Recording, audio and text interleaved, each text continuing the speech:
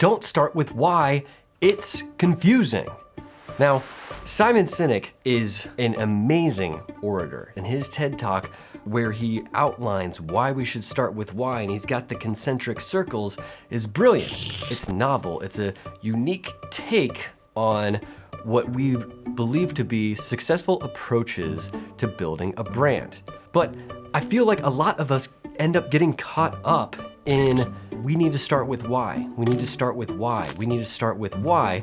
And it ends up creating a lot of confusion.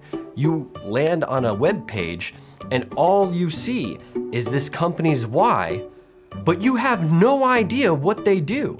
I'm not arguing against a company having a purpose. I'm arguing against only stating that purpose at the sacrifice of explaining who you are and what you do. See, your marketing materials should ultimately be a one-to-one translation of your sales or fundraising process. It's supposed to take what works when you're face-to-face with people, take that and then amplify it and then put it everywhere. The first question you always ask someone when you meet them, what's your name? The most used follow-up question to that is, what do you do? And it's only after you know what their name is and what they do you even then care about why they do it.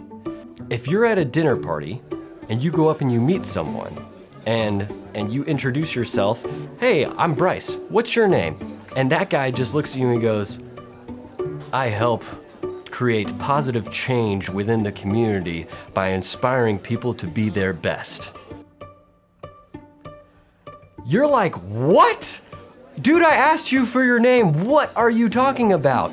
Oh, sorry, I'm Steve. I'm also an accountant. It's like, come on, man. Why? That has nothing to do with anything. Why would you start there? I'm not gonna talk to Steve.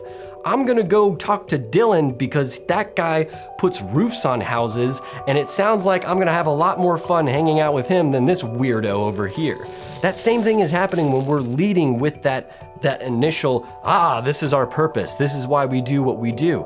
No, you're just setting yourself up to create confusion in the mind of the customer instead of being very clear about what it is that you do. Really, what we need to do is we need to craft value propositions that includes who we are, what we do, who we serve, and why we do it.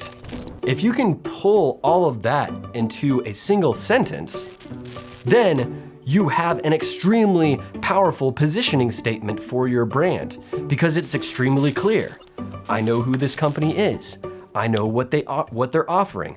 I know that it's for me, and I know what drives them and why they're doing it.